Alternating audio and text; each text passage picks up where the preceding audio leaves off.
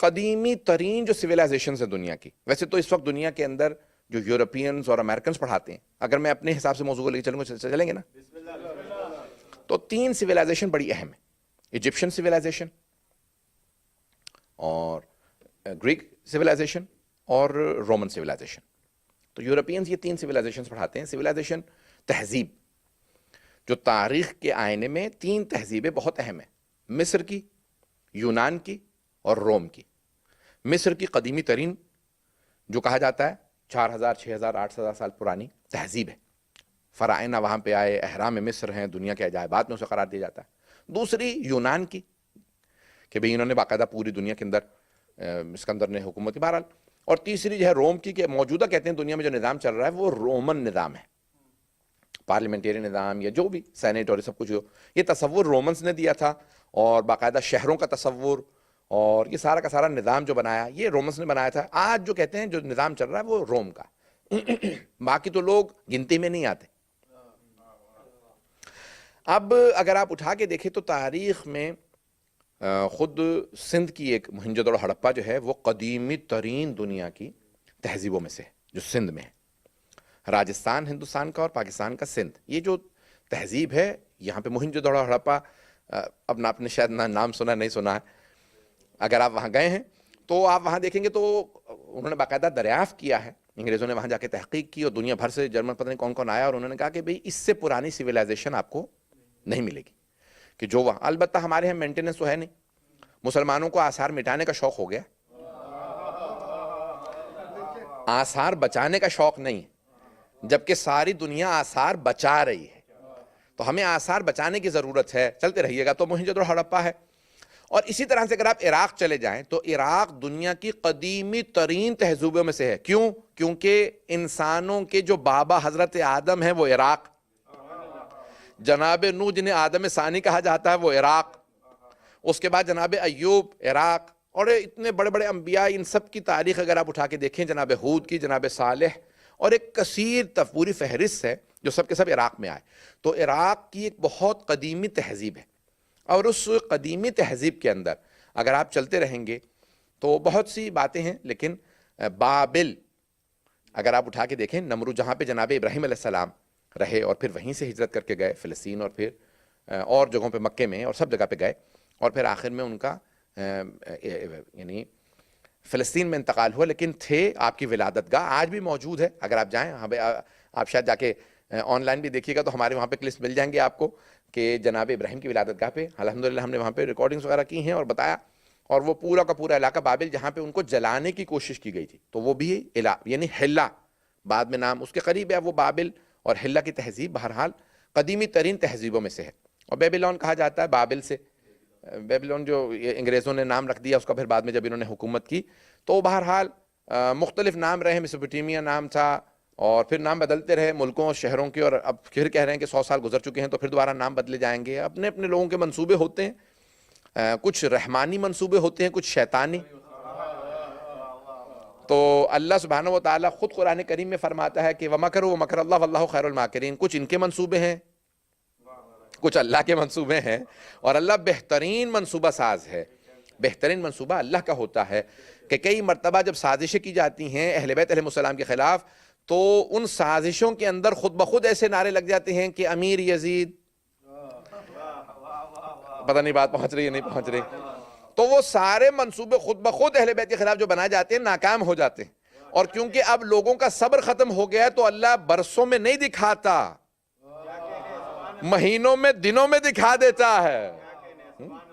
کہ ہمارے جو پرانے لوگ تھے ان کا صبر و تحمل بہت زیادہ تھا تو وہ برسہ برس انتظار کر لیتے. اب نئی نسل کا صبر و تحمل ختم ہوتا جا رہا ہے تو اللہ دنوں میں دکھا دیتا ہے کہ دیکھو یہ جو تمہارے خلاف منصوبے بنا رہے ہیں، اپنا ایمان مضبوط رکھو، اللہ ہمیشہ حق کے ساتھ ہے.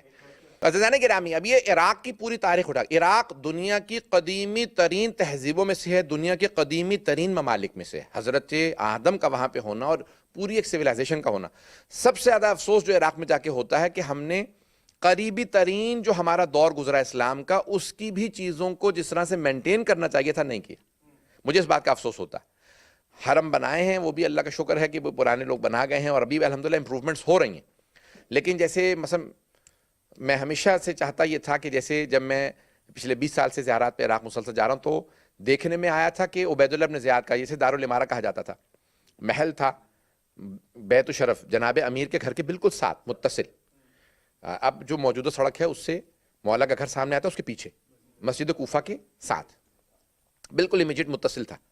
تو مسجد کوفہ جناب نوح علیہ السلام کا گھر ہے، اور قرآن کی آیت ہے کہ جناب نوح کی جو دعا ہے کہ کانا آمن، کہ پروردگارہ میرے گھر کو امن کی جگہ قرار دے، جو بھی میرے گھر میں آئے اسے تو محفوظ رکھ. تو علماء کہتے ہیں کہ جو چاہتا ہے اس کا ایمان محفوظ رہے، کوفہ کی مسجد میں جا کے اعمال کرے. پتہ نہیں لوگ ہے یا نہیں ہے، یہ جناب نوح کی قرآن میں دعا ہے. تو جب انہوں نے قرآن میں اتنی بڑی دعا کی ہے تو جناب امیر نے اپنا کیپٹل بنایا، اور پھر 12ویں امام علیہ السلام بھی اسی کو کیپٹل بنائیں گے. اللہم صلی علی محمد و علی. بھئی کوئی خاص بات ہے، اور بہت سے لوگ جو آج دیدہ دلیری سے بڑے اپنے دہن باز کر کے جناب امیر پہ اعتراضات کرتے ہیں، ان میں سے بہت سے آج کا پتہ، آج کل تو وہ رہا ہی نہیں، پاس ہی نہیں رہا ایمان کا. تو بہت سے لوگ اعتراضات کر لیتے ہیں، ارے علی نے رسول خدا کے کیپٹل کو تبدیل کر دیا، باقی خلفاء نے وہی رکھا تھا. اچھا، اگر تمہیں اتنا ہی احساس ہے تو جناب امیر کے بعد اتنے مسلمان حکمران آئے ہیں، جب جناب امیر نے مدینے سے کوفہ منتقل کر دیا تھا تو آج تک دوبارہ پھر مدینہ کیپٹل نہیں بنا. پتہ نہیں لوگ ہیں یا نہیں ہیں. بنو امیہ آئے، بنی عباس آئے، عثمانی آئے، پتہ نہیں لوگ ہیں یا نہیں ہیں.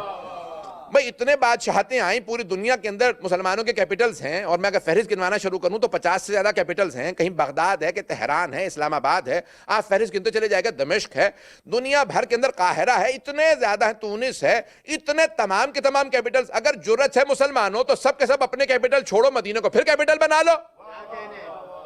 لیکن نہیں بنے گا. جب مولا کسی چیز کو بدل دیں تو پھر دوبارہ پلٹانا ممکن نہیں.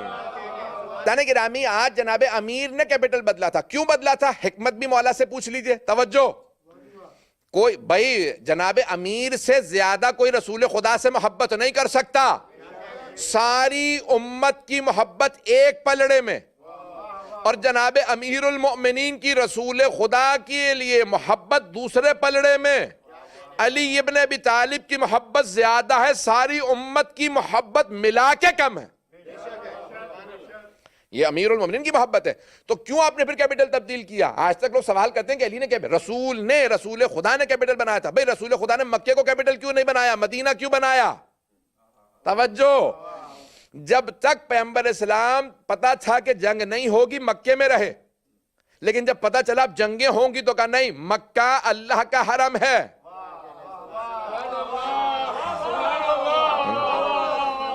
حرم میں جنگ نہیں ہوتی.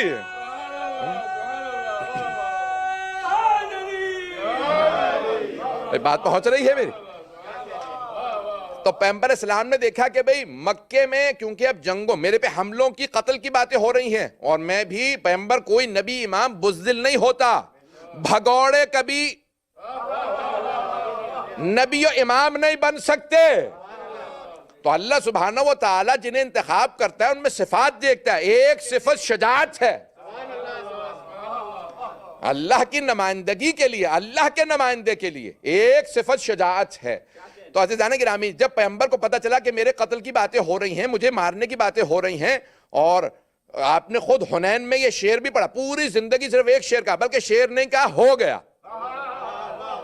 وَمَا عَلَّمْنَهُ الشِّعْرَ وَمَا يَنبَغِي لَهُ، ہم نے ان کو شعر نہیں سکھایا تاکہ کوئی یہ نہ کہ قرآن خود بنا لیا ہوگا.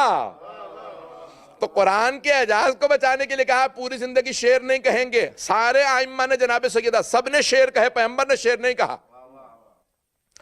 حنین میں جب ایک مرتبہ گھاٹی تھی، دونوں طرف پہاڑیاں، بیچ میں راستہ تھا جہاں پیغمبر گزر رہے ہیں، سامنے سے پیغمبر اسلام ہے. ایک مرتبہ رات میں حملہ کر دیا مشرکین نے، اور میں نام نہیں لینا چاہتا کون کون اس کے اندر تھا، پھر بعد میں بڑے بڑے نام بن گئے ان لوگوں کے. وہ سب کے سب حملہ کرنے کے لیے آگے، اور جب حملہ کیا بس یہ اللہ کی کرنی تھی کہ وہاں پہ ایک مرتبہ بجلی کڑکنے لگی، بڑے بڑوں کے چہرے نظر آنے لگے، اور بہت سے لوگ عادتاً بھاگنے لگے. پتہ نہیں لوگ ہیں یا نہیں. تو اب گھاٹی میں ایک طرف جناب امیر نے سنبھال رکھی تھی، ایک طرف رسول خدا نے. پہلی جنگ ہے کہ جہاں پہ آپ نے تلوار کھینچ کے حملہ کیا، اور جب حملہ کیا تو ایک مرتبہ آگے بڑھے اور سب کے سب پیغمبر کے شور سے بھاگنے لگے. تو اس مقام پہ آپ نے کہا انا النبی لا کذب، میں نبی ہوں جھوٹا نہیں، اور میں عبد المطلب کا بیٹا ہوں۔ بھئی پہلی دفعہ رسول خدا نے اپنے بابا سے نہیں دادا سے نسبت دے کے کہا رہے پالنے والے کو نہ بھولنا،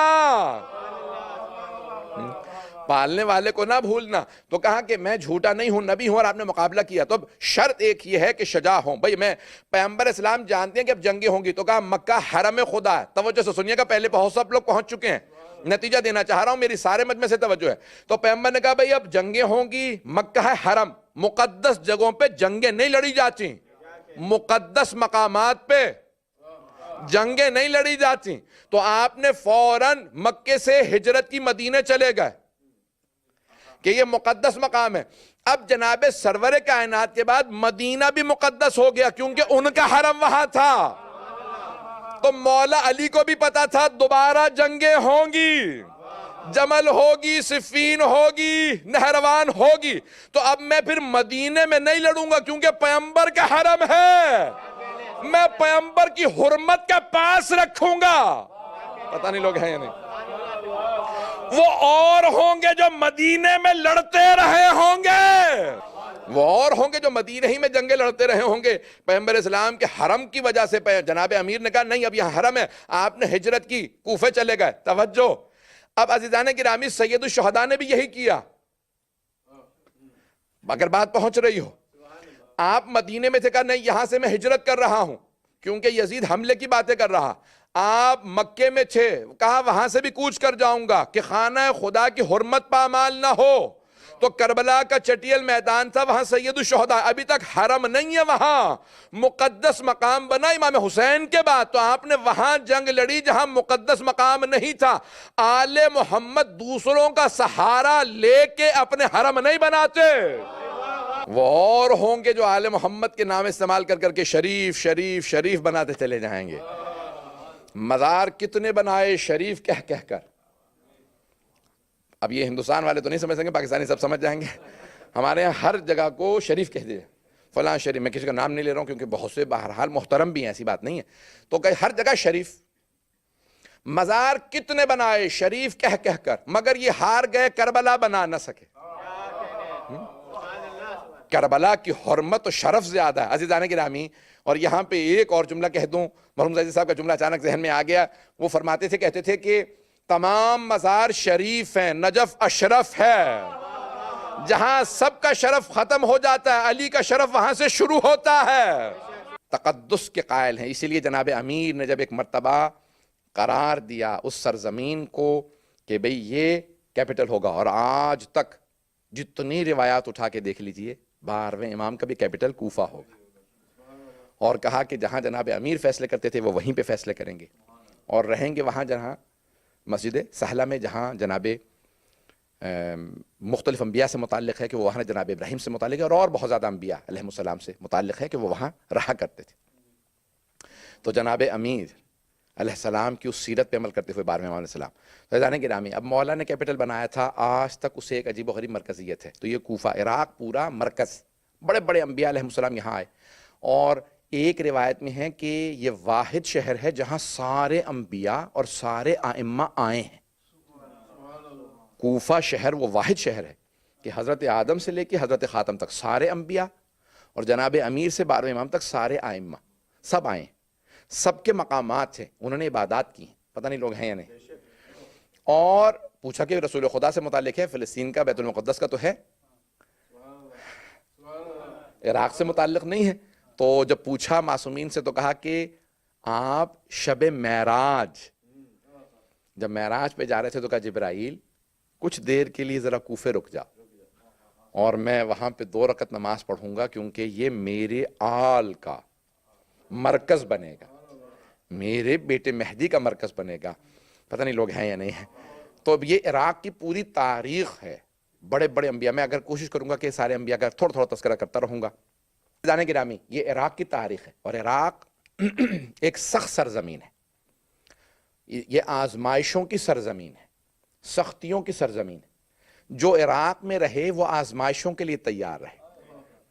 کچھ سرزمینیں قربانیوں کے بعد ٹھنڈی ہو گئیں، جو حج پہ گئے ہیں وہ شاید اس بات کا احساس کریں۔ بڑے بڑے علماء کہتے ہیں کہ جب آپ حج پہ جائیں، جب تک مدینے میں رہیں گے تو وہی سارے حاجی بالکل ٹھنڈے دھیمے، جیسے ہی مکے آئیں گے تو لڑائیاں شروع ہو جائیں گی، تلخیاں شروع ہو جائیں گی، کیونکہ مدینے میں پیغمبر کی قربانیوں کے بعد ٹھنڈک آ گئی ہے، اور مکہ ابھی تک آزمائشوں کے لیے بنا ہے۔